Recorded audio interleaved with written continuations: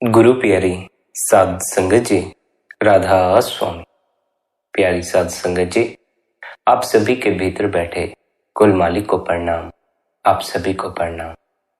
संगत जी, आज के इस सत्संग में हम जानेंगे गुरु की बात मानने वाले जीव का जीवन कैसे रूपांतरित होता है, उसके जीवन में क्या क्या बदलाव आते।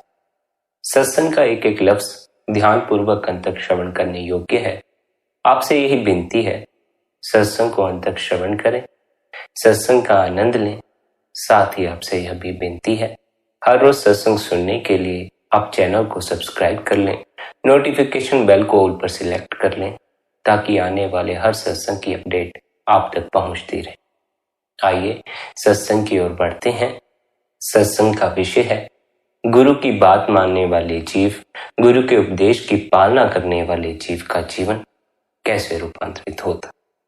सबसे पहला रूपांतरण तो जो जीव के जीवन में आता है वह यही होता है कि उसे अपने अंतस की खबर लगनी शुरू होती। उससे पहले तक जीव जिस जगत से वाकिफ होता है वह बाहर का जगत होता। जीव अपने जिस होने से वाकिफ होता है वह बाहर का होना होता। सद्गुरु के उपदेश की पालना करने पर, सद्गुरु की कही बातों को मानकर उन पर चलने से, करने से हमें अपने अंतस की खबर लगनी शुरू होती। इसलिए जो सद्गुरु के उपदेश की पालना करता है उसका जीवन सुगंध से और आनंद से भरना शुरू हो जाता। आनंद आपके भीतर मौजूद है। जैसे ही आप भीतर से रखते हैं, आप आनंदित होना शुरू हो जाते। गुरु कृपा से जीव अंदर से रखना शुरू हो जाता है, अपने ही भीतर का ज्ञान हासिल करना शुरू कर देता। पर यह रूपांतरण तब आता है जब जीव गुरु की बात मानकर उनके दिए उपदेश पर चलता है, करनी करता है, कमाई करता। लोग हैं बिना कमाई किए ही, बिना कुछ किए ही परम धन हासिल कर लेना चाहते, उस परमात्मा को हासिल कर लेना चाहते, अपने अहंकार को चढ़ाना भी नहीं चाहते और उस मालिक से मिलाप कर लेना चाहते। अहंकार को चढ़ाकर ही परमात्मा हासिल होता है। या तो परमात्मा आपके भीतर हो सकता है या आपकी मैं भीतर हो सकती। अगर आप अपनी मैं को बचाए रखते हैं, परमात्मा भीतर नहीं होगा। परमात्मा को बचाते हैं तो आपकी मैं मिट जाएगी। उस विराट के प्रकट होते ही क्षुद्र सा अहंकार कहाँ चला गया, इसकी कोई भी खबर नहीं लगती। उस विराट के आगमन के लिए अहंकार रूपी कचरे को साफ कर लेना बड़ा ही आवश्यक है। हमारे घर पर मेहमान आते हैं तो वे मेहमान हमारे घर पर इसीलिए ठहर पाते हैं क्योंकि हमने घर में साफ सफाई रखी होती। अगर हम अपने घर में कचरा ही फैलाए रखें तो भला कौन हमारे घर में रुकने को राजी होगा। रुकने को राजी होने की बात छोड़ो, कभी भी हमारे घर आने का उनके भीतर ख्याल भी नहीं आए। ऐसा ही भीतर का हाल है। अगर हम अपने भीतर को कूड़ेदान की भांति बना लेंगे, भांत भांत का कचरा इकट्ठा करके बैठ जाएंगे, तो वह मालिक हमारे आंतरिक घर में प्रवेश कैसे करेगा। अक्सर हम कहते हैं कि पूजक का स्थान हमेशा साफ सुथरा होना चाहिए। उस मालिक का स्थान, उस परमात्मा का स्थान हमेशा साफ सुथरा होना चाहिए। परमात्मा का जो असल स्थान है वह हमारी यह देह है, वह हमारी इस देह के भीतर बैठा हुआ है। यह जो देह रूपी उस मालिक का मंदिर है, इसकी सफाई की तरफ हमारा ख्याल तक नहीं जाता। इसके भीतर कचरा भरा पड़ा है और हम सोचते हैं उस मालिक का आगमन हो जाएगा। हो भी जाए तब भी क्या आप उस मालिक को गंदगी में बिठाना पसंद करेंगे? अगर आपका भीतर काम, क्रोध, लोभ, मोह और अहंकार से भरा पड़ा है तो क्या आप मालिक को इनकी गंदगी में बिठाना चाहेंगे? नहीं बिठाना चाहेंगे। सभी का उस परमात्मा से प्यार है, इसलिए कोई भी यह नहीं चाहता कि परमात्मा जहां हो वहां गंदगी हो, वहां हम साफ सफाई करते। लेकिन जीव अपनी आंतरिक सफाई नहीं कर पाता है। उसे अपने अंतस में मैल को साफ करने पर बड़ी कठिनाई होती है, जिस कारण फिर वह भीतर मालिक को जगह देता ही नहीं। वह सोचता है जब इतनी गंदगी भीतर भरी पड़ी है तो मैं उस मालिक को भीतर जगह किस लिए देता, उसे ऐसी गंदगी में कैसे बिठा। लेकिन जीव को इस बात की खबर नहीं, जहां हम परमात्मा को विराजमान कर देते हैं वहां अपने से ही गंदगी साफ होनी शुरू हो जाती। जहां हम परमात्मा को स्थान दे देते हैं वहां अपने से ही सफाई करने का जी करना शुरू कर देता। वहां अपने से ही दिल करता है कि हम सफाई रखें, मालिक के स्थान को बेहतर बना। इसलिए पहले मैल को साफ करने की जद्दोजहद में मत पड़ जाना। ऐसी जद्दोजहद में मत पड़ जाना कि पहले मलिनता को धो लो, उसके बाद परमात्मा को भीतर जगा दो।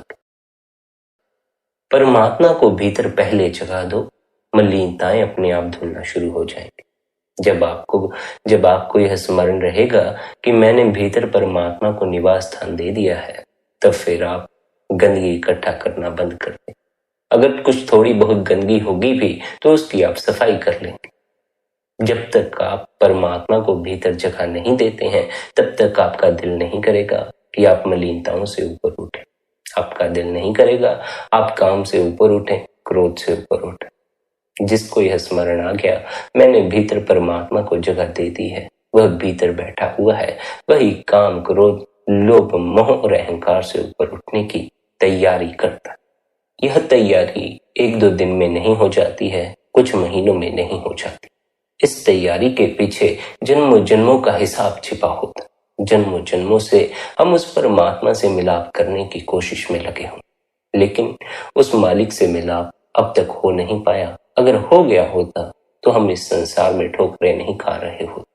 अगर उस मालिक से मिलाप हो जाए फिर देह धारण करके यहाँ दुख उठाने के लिए नहीं आना पड़ता, यहाँ की समस्याओं में नहीं उलझना पड़ता। पर हमारा उस मालिक से मिलाप न हो सका, हम अपने असल होने की पहचान न कर सके, इसलिए देह के बंधन में बंधे रह गए।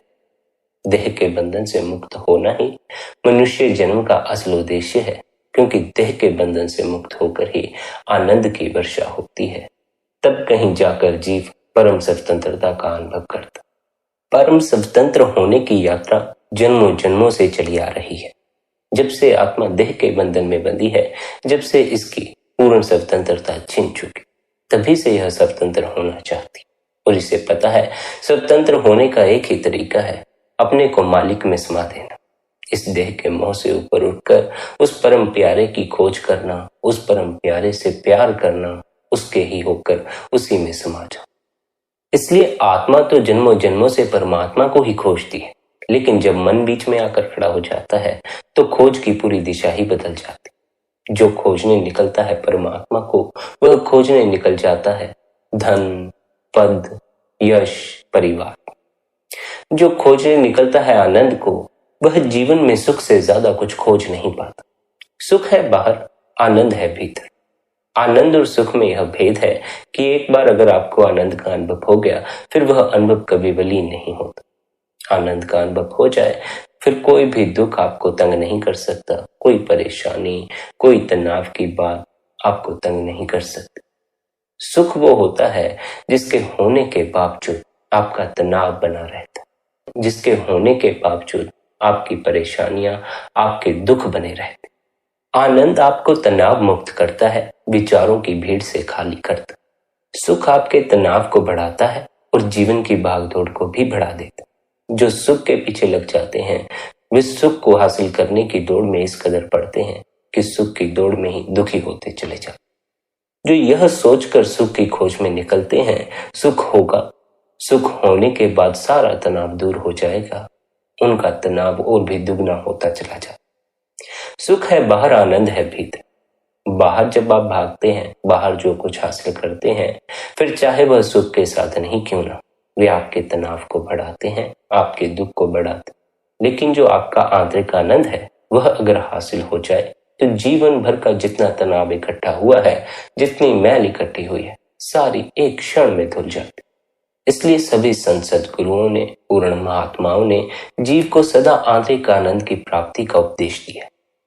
संत महात्मा सदा से समझाते आए हैं, देखो भाई, बाहर के पदार्थ बड़े मीठे होते, अवश्य ही उनमें सुख का अनुभव होता है, उनमें मिठास होती, लेकिन वे सभी अनुभव क्षण भंगुर के अनुभव हैं।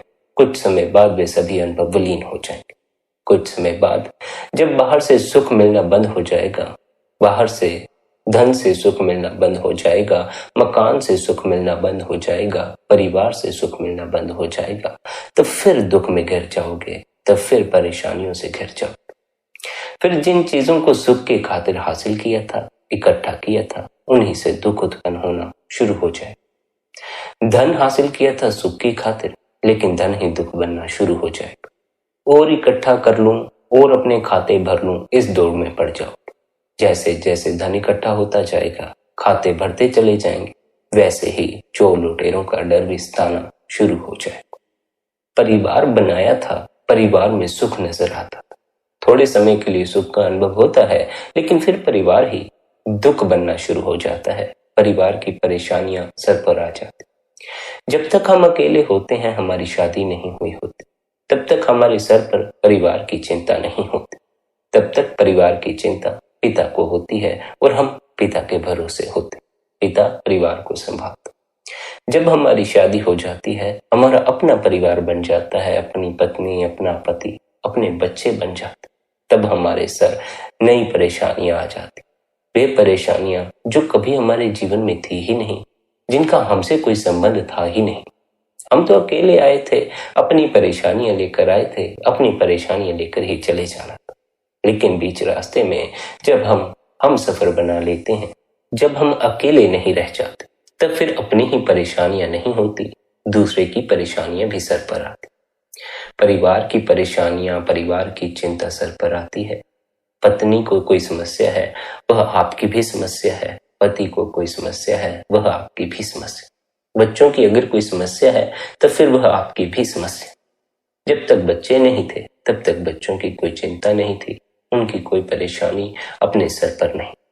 जब बच्चे हो गए, तो उनकी चिंताएं, उनकी परेशानियां अपने साथ जुट गई। इसका अर्थ यह नहीं है कि आप अपने परिवार को छोड़ दें, धन को छोड़ दें, क्योंकि उससे चिंताएं और परेशानियां नहीं।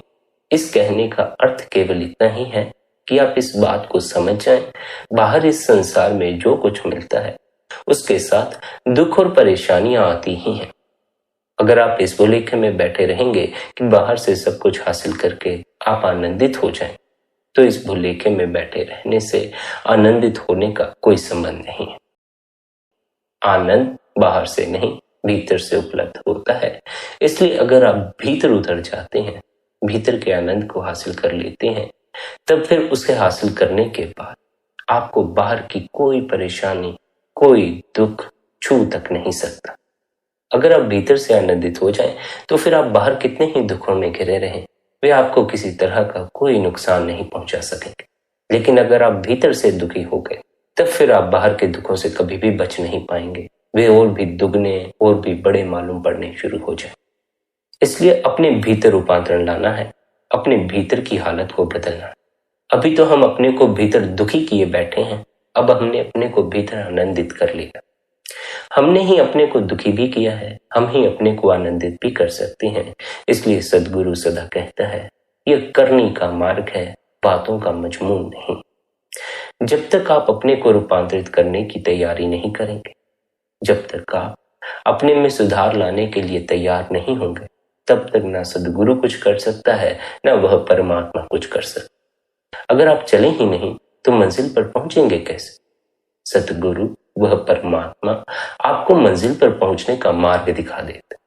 किस मंजिल की तरफ चलना है, किस मार्ग से चलना है, यह आपको बता देता है, लेकिन चलना आपको ही होता।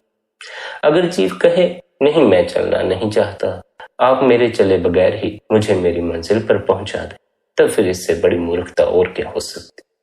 चलोगे तो मंजिल करीब आएगी, चलोगे तो मंजिल पर पहुंच जाओ। इसलिए सद्गुरु द्वारा बताए मार्ग पर चलना, निरंतर अभ्यास करना, सद्गुरु द्वारा दिए नाम की कमाई करना, चलोगे तो सफर कट भी जाएगा।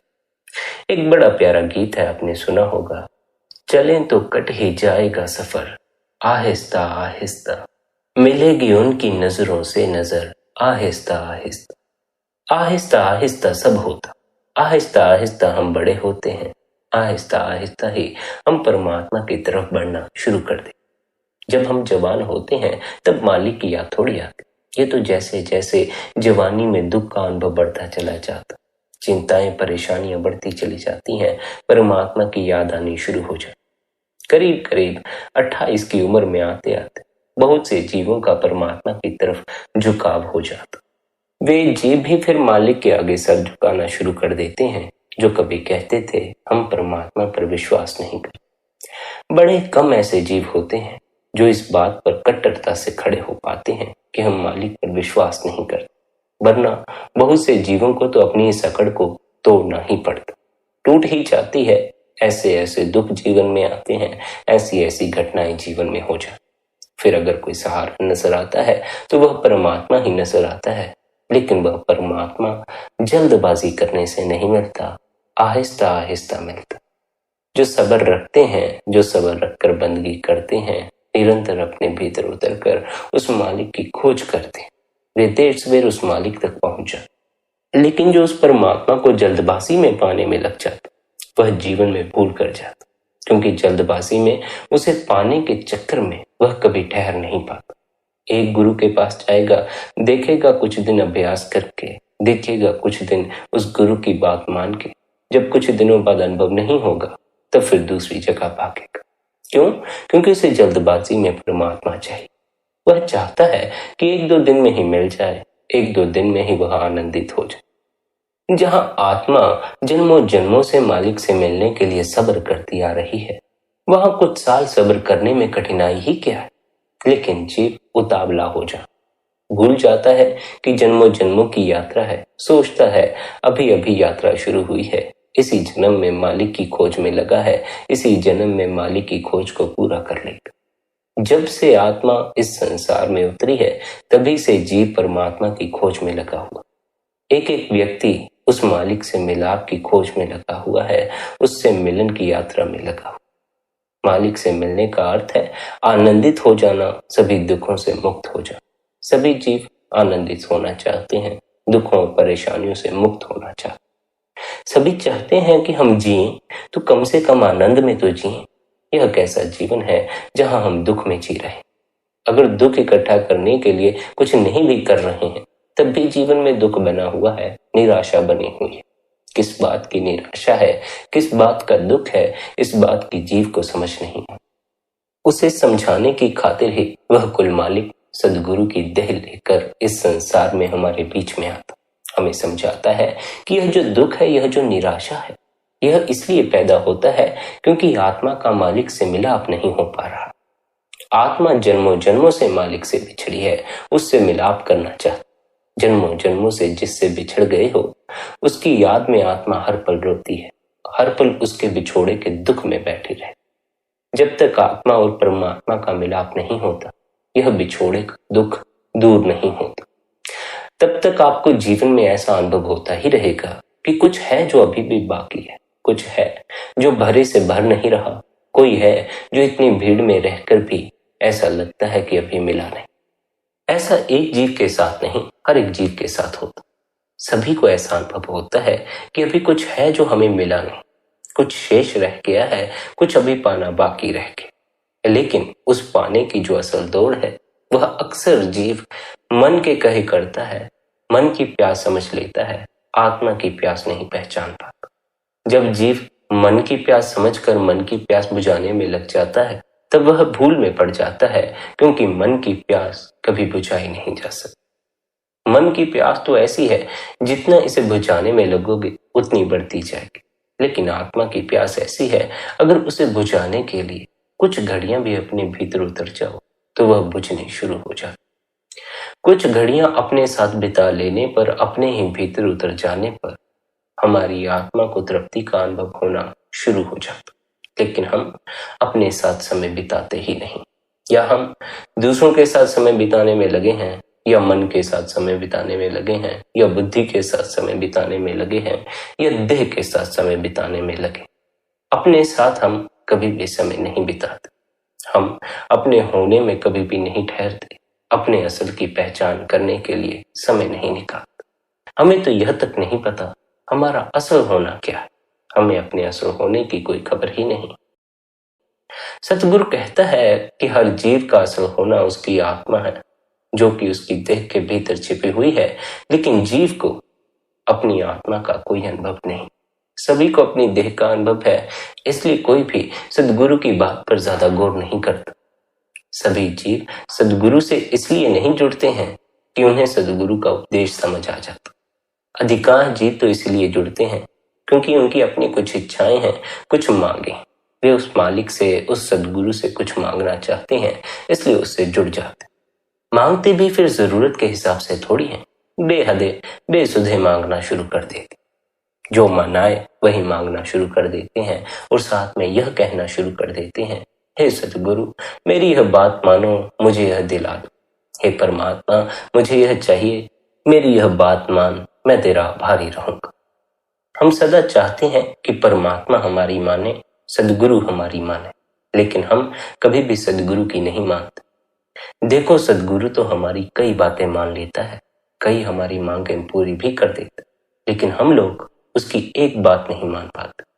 वो एक उपदेश देता है, क्या कहता है, बंदगी में बैठो, निरंतर ध्यान में बैठो, अपने भीतर उतरो। अलग अलग ढंग से एक ही बात को बार बार समझाता है, लेकिन हम उसकी इस एक बात को ही नहीं मानते। जिससे आप अपनी अनेक बातें मनवाना चाहते हैं, उसकी भी कभी एक बात मान कर देखो। वो तो सदा ही आपकी बात मानता है, आप भी उसकी बात मान कर देखो। सदगुरु तो सदा ही कोशिश करता है कि आपने जो मांगा है वह आपको दे सके, लेकिन कभी आप सदगुरु के कहे अनुसार चलकर उस परमात्मा से सब कुछ मांगना छोड़कर उससे उसी को मांग लो, उस मालिक से उस मालिक को ही मांग लो। यह हो सकता है कि आपकी कई मांगे अधूरी रह जाए, लेकिन यह जो एक मांग है यह सदा पूरी हो जाए। जिन्होंने उस परमात्मा से परमात्मा को मांगा, उन्हें फिर कुछ और मांगने की कोई जरूरत नहीं पड़ी, लेकिन जिन्होंने बहुत कुछ मांगा वे जीवन भर मांगने में ही लगे रहे, मांगते ही बने रहे, अपना वे कुछ भी ना बना सके। वे कभी धन मांगने सदगुरु के पास चले जाएंगे, कभी परिवार मांगने सदगुरु के पास चले जाएंगे, कभी कोई और सुख मांगने सदगुरु के पास चले जाएंगे। देखो, सदगुरु कोशिश करता है आपकी मांग पूरी करे, लेकिन वही मांग पूरी करता है जिससे कि आपके जीवन में दुख ना आता। हम अपनी तरफ से जो मांग करके आते हैं, यही सोचकर करते हैं कि यह मांग अगर पूरी हो जाए तो इसके मिलने से हमारे जीवन में सुख होगा, लेकिन हमें उसके असल परिणाम का कुछ भी नहीं पता होता। हम तो ऊपर ऊपर से उसकी मिठास चखकर उस पे मोहित हो जाते हैं, लेकिन उसके भीतर की कड़वाहट का कुछ भी पता नहीं होता। सतगुरु को यह पता होता है जीव की किस मांग को पूरा करना सही है, जीव की किस मांग को पूरा करना गलत। हमारे जो मांगने से हमारे जीवन में दुख आता हो, वह कभी भी सदगुरु हमें नहीं देता, वह परमात्मा हमें उससे बचाता। अगर कुछ मांगने से हमारे जीवन में सुख आता हो, तो वह परमात्मा अवश्य ही हम पर कृपा करता। ख्याल रखें, जो जीवन में सच में आनंदित होना चाहते हैं, सुखी होना चाहते हैं, उनके लिए आनंदित होने के मार्ग परमात्मा स्वयं से निर्मित करना शुरू कर देता। जो दुख में ही पड़े रहना चाहते हैं, उनके लिए कोई मार्ग नहीं। मार्ग तो चलने वालों के लिए होता है, ठहरने वालों के लिए नहीं होता। जो दुख पर ही ठहर गए हैं, आगे बढ़ना नहीं चाहते, वे सुखी कैसे हो सकते हैं, आनंदित कैसे हो सकते। जो दुख पर ठहर नहीं जाते, दुख से भी पार जाने की चेष्टा करते हैं, उन्हीं के लिए परमात्मा आगे के मार्ग खोलता। जिस दिन आप सच में आनंदित होना चाहोगे, सदा के लिए आनंदित होना चाहोगे, तभी न सदा के लिए आनंदित होने का उपाय खोजोगे, तभी न सदा के लिए आनंदित कैसे हुआ जाएगा इस ओर ध्यान दोगे, तभी न सदा के लिए आनंदित कैसे होना है इसकी समझ इकट्ठी करोगे। इसकी समझ कहाँ से हासिल होती है? सदगुरु की शरण में जाओ। सदगुरु हमें समझाता है सदा के लिए आनंदित होने का एक ही तरीका है, अपने भीतर उतर जाना, अपने अंतस की गहराई में उतर जाना। आपके अंतस की गहराई में परमात्मा छिपा हुआ है। जिसने उस परमात्मा को पा लिया, उसे फिर कुछ और पाने की आवश्यकता नहीं रह जाती, उसे फिर किसी तरह की कोई परेशानी, कोई दुख नहीं रह जाता। लेकिन अगर आप केवल दुखों और परेशानियों को मिटाने की खातिर ही मालिक से जुड़ना चाहते हैं, तो आप भूल में पड़ जाएंगे। जब आप मालिक से मिलाप करने चलते हैं, तब बात बनती है, तब आप आनंदित होते। जब आप मालिक के जरिए अपने दुखों को दूर करवाने चलते, तब बात नहीं बनती, दुख दूर नहीं होते। सब दुखों की एक ही दवा है, वह परमात्मा, उसी में समा जाना। उसमें जो समा गया, उसे कोई दुख छू तक नहीं सकता। जब तक उसमें समाने से बचे हो, जब तक इस आशा से बंधे हो कि बस वह परमात्मा दुख दूर कर दे, तब तक भटकते ही रहोगे, दुखों में ही उलझे रहो। देखो, बाहर के दुखों का तो आप हल खोज ही ले, करीब करीब अपनी बाहर की समस्याएं आप सुलझा लेते हो, लेकिन जो आंतरिक दुख इकट्ठा होता चला जाता है, वह दुख कैसे विलीन हो इसकी समझ नहीं आती। आंतरिक दुख कब विलीन होगा? जब आप परमात्मा को अपने भीतर जगह दे दें। ऐसा समझें यह देह आपकी मंदिर है, और इस मंदिर के भीतर आपने परमात्मा को विराजमान कर दिया। जब एक बार आपने परमात्मा को विराजमान कर दिया तो परमात्मा को विराजमान करते ही मंदिर के आसपास का पूरा माहौल बदल जाता है, सत्संग घरों के आसपास का पूरा माहौल बदल जाता है। जब मंदिर में परमात्मा को विराजमान करके उसके पास जाने वाले लोगों के दुख दूर हो जाते हैं तो अपनी देह के भीतर उसे विराजमान करके क्या आपके भीतर का दुख दूर नहीं होगा? हो जाएगा, लेकिन उसे भीतर जगह देनी पड़ती। अधिकांश जीव उसे भीतर जगह देने से घबराते हैं। अपने भीतर की मलिनता को देखकर परमात्मा को भीतर जगह देने से दूर भागते, शर्म खाते हैं, घबराहट महसूस करते। घबराओ मत, शर्माओ मत, वैसे भी वह परमात्मा आपके भीतर का सारा हाल जानता। मैले हो, अच्छे हो, पापी हो, पुण्य आत्मा हो, उसे सब पता है, उससे कुछ नहीं छिपता। अभी आपके भीतर कैसा ख्याल चल रहा है उसे यह भी पता। अभी आप काम में डूबे हैं, क्रोध में डूबे हैं, लोभ में डूबे हैं कि अहंकार में डूबे हैं, वह सब कुछ जानता है, उससे कुछ भी बचता नहीं है। इसलिए जब उसे सब पता ही है तब फिर उसके सामने अपने को खोलने से घबराओ मत। जैसी मैल भीतर भरी पड़ी है वैसी मैल लेकर ही उसके पास पहुंच जाओ, वह अपने से आपकी सफाई कर देगा। जैसे बच्चा गंदगी में खेल कर आता है, कपड़े मैले करता है, गंदा हो जाता है, तो जब माँ के पास जाता है माँ अपने आप ही उसे नहला धुला देती, अपने आप ही उसकी गंदगी साफ कर देती है। ऐसा ही वह परमात्मा, जब हम मैले कुचैले भी उसके पास चले जाते हैं तो वह हमारी सारी मैल अपने से साफ कर देती। लेकिन हम उसके पास जाते हैं या नहीं, यह महत्वपूर्ण सवाल। माँ कभी अपने बच्चे से ऐसा थोड़ी कहती है, अगर तू साफ सुथरा रहेगा तभी मेरे पास आना, तभी मैं तुझे प्यार दूंगी, तभी गले से लगाऊं। नहीं, वह तो मैले कुचैले बच्चे को भी गले से लगा लेती है, इस बात की भी फिक्र नहीं करती कि बच्चा कीचड़ से सना हुआ। ऐसा ही वह परमात्मा, वह यह नहीं देखता हम मैले हैं कि साफ सुथरे। हम अगर उसके पास चले जाएं, वह हमें गले से लगा लेता है, हमें प्यार देता है, हमें देखकर उसकी भी आंख भर आती। ऐसा मत समझना आप ही परमात्मा की याद में रोते हैं, वह परमात्मा भी आपकी याद में हर रोज रोता। हम तो फिर भी इतना उसे याद नहीं करते, उसकी याद में इतना नहीं रोते, वह तो हर पल हर समय हमारी याद में रोता रहता। हम तो फिर भी उससे मिलने की खातिर कुछ नहीं करते, लेकिन वह हमसे मिलाप की खातिर कई मार्ग हमारे सामने खोल देता। जब पहली दफा हमारे भीतर उस परमात्मा से मिलने का ख्याल उठता है, तब हमारा एक ख्याल उठते ही वह परमात्मा अनेक मार्ग हमारे सामने खोल देता। सदगुरु से हम मिलाप करवा देता है, नाम दिलवा देता है, बंदगी करने का तरीका समझा देता। हम एक कदम उसकी ओर बढ़ाते हैं और वह 1000 कदम हमारी ओर चलाता। हमारा एक कदम उसके कई कदमों के बराबर है। इसलिए यह मत सोचते रहना आप ही उससे मिलाप करने के लिए तड़प रहे हैं, वह भी आपसे मिलाप करने के लिए हर पल तड़प रहा।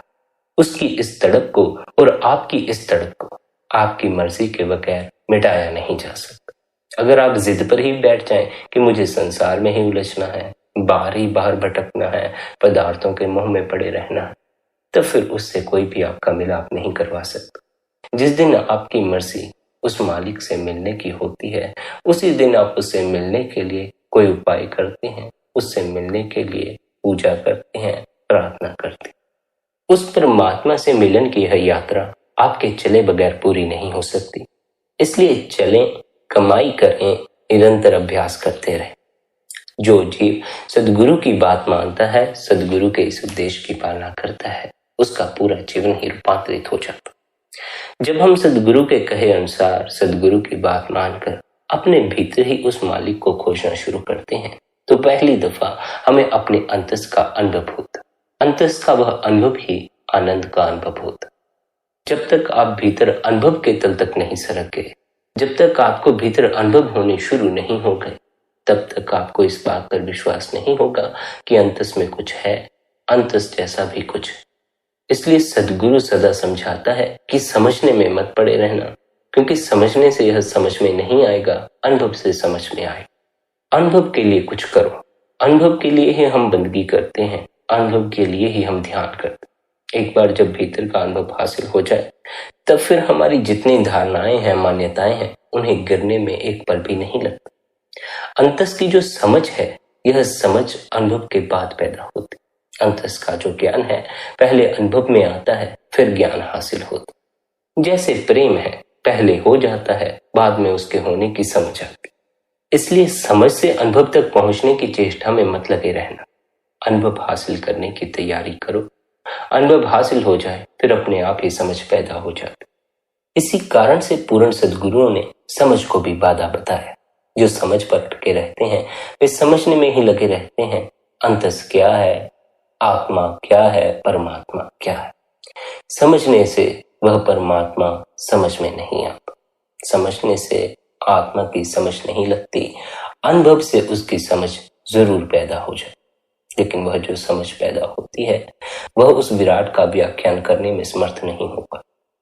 इसलिए जो सद्गुरु जानता है वह बहुत है, असीम है, विराट है, पर वह उसका बयान बड़ा ही कम कर पाता। कोई भी जो उस विराट को जान लेता है उसका बयान उतना नहीं कर सकता जितना उसने जाना।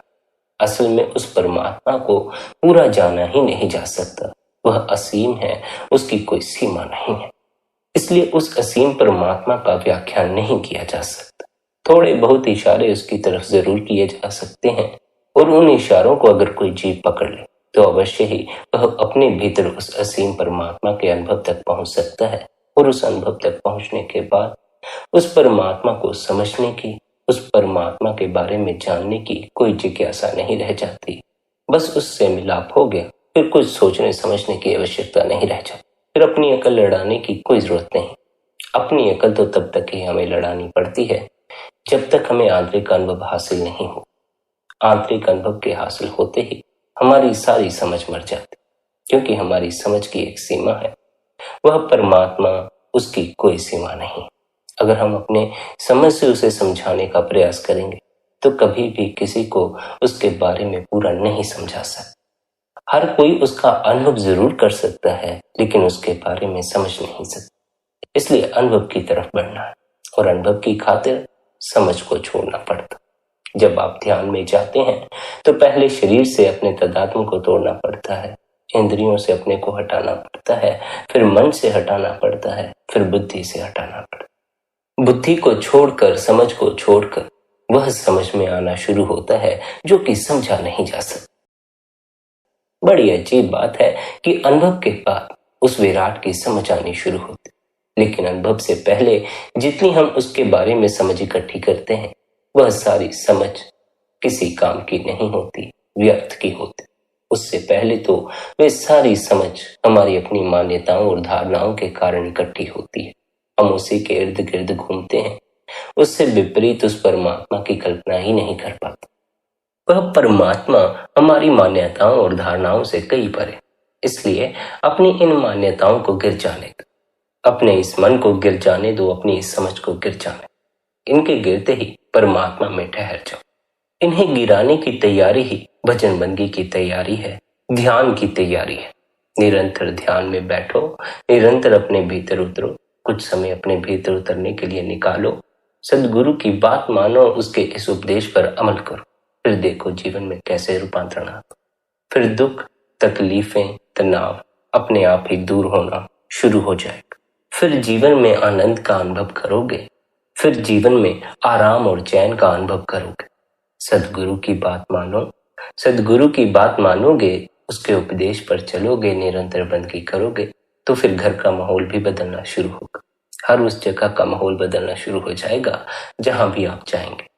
औरों से आपके संबंध बेहतर होने शुरू हो जाएंगे, औरों से आपके झगड़े होने बंद हो जाएंगे, औरों से आपका प्रेम प्यार बढ़ने लगेगा।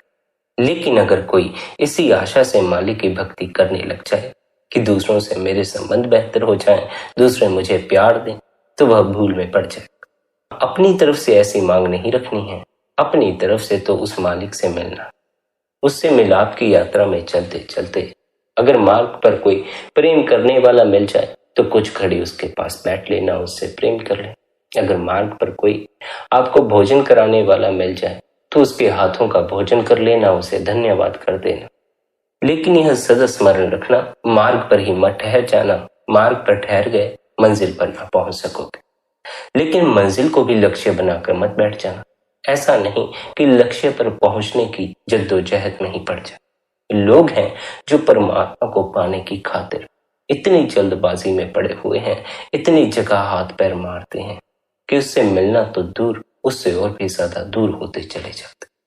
वह परमात्मा जल्दबाजी करने वालों से नहीं मिलता, सब्र रखने वालों से मिलता। जो सब्र का घूंट पीते हैं वह परमात्मा उनके सामने आकर प्रकट हो जाता, क्योंकि ठहरना ही उस परमात्मा का गुण है। दौड़ना तो मन की आदत है, मन दौड़ता है। जो मन के कहे दौड़ रहा है वह परमात्मा की बात भी अगर कर रहा है तो मन के कहे ही कर रहा है। मन की कोई मांग होगी, उसे पूरा करवाना चाहता हो। इसलिए परमात्मा को लक्ष्य बनाकर ना बैठ जाएं। बिना किसी फल की इच्छा रखकर बंदगी करनी है। कुछ मांगने की आशा से उस मालिक से नहीं जुड़ना। अगर उस परमात्मा से कुछ मांगना ही है तो उस परमात्मा से उस परमात्मा को ही मांग लो। जिसने उस परमात्मा से उस परमात्मा को मांग लिया, उसे फिर जीवन में कुछ भी मांगने की आवश्यकता नहीं पड़े। परमात्मा करे आपकी भी मांग गिरे और आपका उस मालिक से मिलाप हो, आपका अनुभव के जगत में प्रवेश हो। संगत जी, अंत में आपसे यही विनती है कि सतगुरु हमें जो अभ्यास देता है वह अनुभव की खातिर देता है। इसलिए आंतरिक अनुभव हासिल करने के लिए सतगुरु द्वारा दिए अभ्यास की पालना करें। निरंतर कुछ समय निकालें, अपने भीतर उतरें, निरंतर ध्यान में बैठें। आज के इस सत्संग को यहीं पर विश्राम देते हैं। यदि आज का यह सत्संग आपको अच्छा लगा हो तो आज के इस सत्संग को आप अपने मित्रों और संबंधियों के साथ शेयर भी कर सकते। साथ ही आप हर रोज सत्संग सुनने के लिए चैनल को सब्सक्राइब करके नोटिफिकेशन बेल को ऑल पर सिलेक्ट कर सकते। बाकी आपकी अपनी मौज है। अपना ख्याल रखें, सबके प्रति भीतर भले की कामना रखें। इतने प्रेम और प्यार से आपने सत्संग को सुना, उसके लिए आप सभी का धन्यवाद। आप सभी के भीतर बैठे परमात्मा को प्रणाम, मेरा प्रणाम स्वीकार करें। राधा स्वामी जी।